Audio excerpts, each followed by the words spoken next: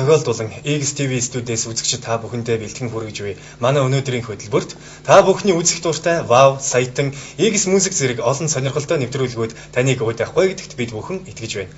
Үзэгч та дэлгэцэндээ ойртон суухыг урьж байна. Ингээд өнөөдөр бэлтгэсэн мэдээ сурвалжлага одоо толилуулъя.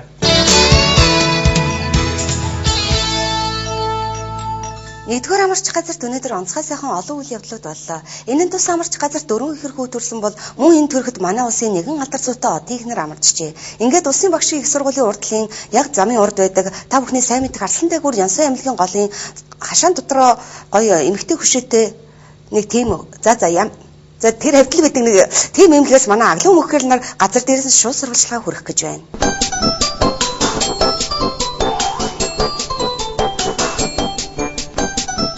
Шинэ оны баярын мэндийг хүргэе.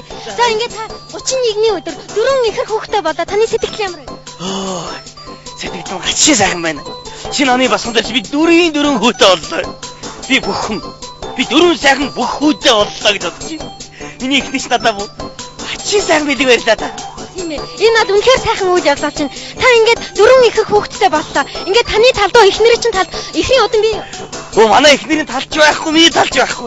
Ерөөсөө ихрийн удамгүй өндөр хүмүүсээс ихэр төрдгий биш тийм. Төрөгтэй харагдаад байна. 4 баатар ивдэрсэн. Энэ манай найз, миний бүр тосны найз, манай хөрш. Манай эдний харин ихрийн удамтай юм байлээ. Сайн байна да танд баярын мэнд хүргэе. За баярлалаа. Та яагаад үлдээд байгаа юм бэ? Таны нүдэнд баярын нүдэмсэг үү? Хэлгүй яах вэ? Миний мөн найз 4 ихэр хүүхэдтэй болно гэж чи би баярлгүй. Амьдрал үнэхээр өөр болт юм байна. Тусдаг учиртай болт юм байна. Миний найз бүр биний дотны найз. Би ч одоо жолооч юм. Тэвэр одоо биш. 2-3 сараар алга болчих. Ирээд их нэртэй мөнгө багсаадлан мөнгө шидчихэл тэгээд тэвэрд явдаг хүн. Манай энэ хөрсөл манай миний арга ирээд сайхан миний их нэрж халамжлаад ингээ явдаг биш. Миний бүр дотны андаа тэг. Би өглөө хоол аваад өгч яах юм бэ? Би хоол хөгдөж аваад ирэхэд аваад ирж байгаа чи. Тийм ээ энэ бол үнэхээр сайхан явдал болж байна. Ингээд бүр ихрийн удамгүй мөртлөө 4 ихэр хүүхд төрүүлж байгаа нь хажуу айдын хөрш ихрийн удамтай хүн бас үнэхээр нөлөөлдөг юм байна. Монголын өрс маш олон байх болохоор нэгдүгээр төрхөөс мөхгөл мэдээллээ.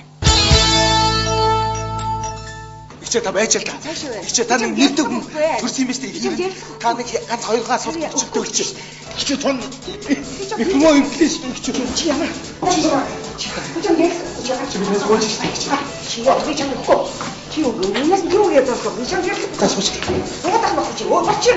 Ихим ийм байдал нь ер нь ямар шүү гадар хүндрэлтэй төрсөн гэж яригадад энэ хэр үнний ордоо. Хүндрэлтэй төрсөн ягараа мэдчихтэй та нар. Хөрхийн энэ дээр би энэ тусал залгуулаад гихтэд байж л байна.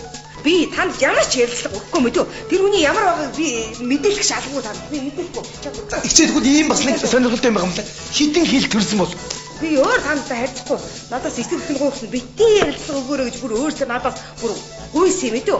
Би хэлсэн амдаа хүрэн би тэгэж хүний юм нууц тодруулахгүй. Хитэн хил төрсөн бол юу гэсэн үг юм? Та нарт ямар сонирхолтой юм бэ? Түрүүхөө нэг хүн ирээд 5 хил төрсөн юм хэлээд өгж үнэхээр 5 хил төрсөн нь үний юм уу гэж асуугаадсан. Өглөөх нэг хүн ирээд 2 хил төрсөн юм үний юм уу гэж асуугаадсан. Ер нь 2 хилч төрнө 5 хил төрнө тааш юм аа. Ингээд 5 хил гэж худлаа туурч байгаа байхгүй та нар. Ингээд худлаа мэдээллийг дамжуулж байгаа байхгүй. Сонирхол та нар ерөөс тийм дээ. Би мэдэн шүү та нартай. Энэ хүүхд чи 3 хил 600 төрсөн мэт. Хүн 3 хил 600 төрөлдөө шүү дээ ер нь. Дундчаа. Ингээд төрсөн хүүхдээ чи 5 хил 2 хил гэдэг гадуур яриад байгаа. Та нар ингэж юм гойлдог байхгүй. Би ярьцлага өгөхгүй. Би чамд хэлэхгүй. Хэд хил төрсөн. Чи гал. Би та ядаж хүү юу охин уу хинийгээ дүүрээсээ мэн эцгийгээ юу ихийгээ юу хүүхд тэнийгээ дуурайдیں۔ Чи хэлээд өгөө надаа. Хүүхд тэнийгээ дуурайдیں۔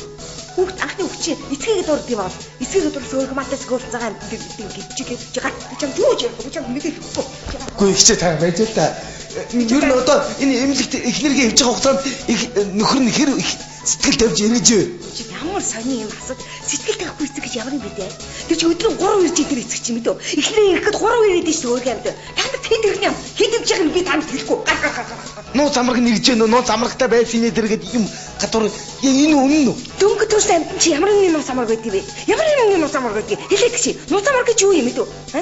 Тэр маань чи ямар нэг нуу замраг байдгийг. Айгүй бол хөөрхийн айгүй бол тэрийг мэдсэн байж тээ та нар. Орой нэг муу залуу хөөрхийн барайны шил тараг мараг юугээ их мөрөөл оройолхон хөөрхий зогон дээр нэрээд хөөрхий зогсож байгаа явдیں۔ Айгүй тэрийг хэлэх гэж байна уу та нар? Үгүй та нар битээ тэгж мэдөө. Би тэр залуу ингээд та нар түүч ярихгүй. Та өөрөө юу гэж боддог нөө замраг? Юу гэж боддог? Тэр чамд ямар аваа те? Эсвэл энэ зөнтэй шүүгж байгаа юм те. Чи өөрөө юу гэж боддог тэгвэл нөө замраг? Томонд их зөндөө гараад байгаа үсттэй. Тэр саяхан дээр ямар өдөр нэг сэтгүүлээр нууц амар гэдэг бол за тий чи юу өвцөг байлаа. Нууц амар гэдэг бол тийм чи бол Игчээ. Үгүй танайгаа 2 3 асуултанд үгүй та үгүй игчээ та би танаас гүйж штэ.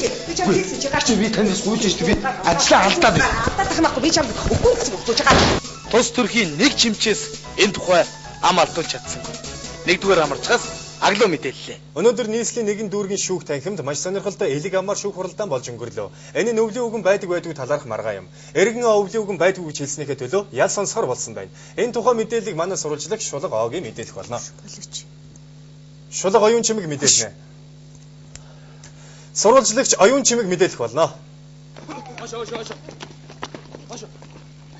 Ямар шиг гэдэг ба? Үдштэй манай XTV мэдээ манайда шүүхээс үргэлжлэж байна. Тэгэхээр дөнгөж сая манай энэ шүүхийн танхимд одоо урд өмнө хизээч болж байгаагүй нэгэн он сонирхолтой бас үзэгчдийн анхаарлыг маш ихээр татж байгаа нэгэн шүүх болж байна. Тэгэхээр одоо та бүхэн уг хэргийн холбогч онтоо уулзлаа. Та ингээд та одоо манай үзэгчдэд дэлгэрэнгүй мэдээлэл хүргэнэ үү? Би ерөөсөө дэлгэрэнгүй мэдээ төгөөдөх юм байх уу, хүн болгон мэдж байгаа шүү дээ. Мэдж байгаа юм л хэлсэн байхгүй би хүүхдүүд үнийг хэлсэн.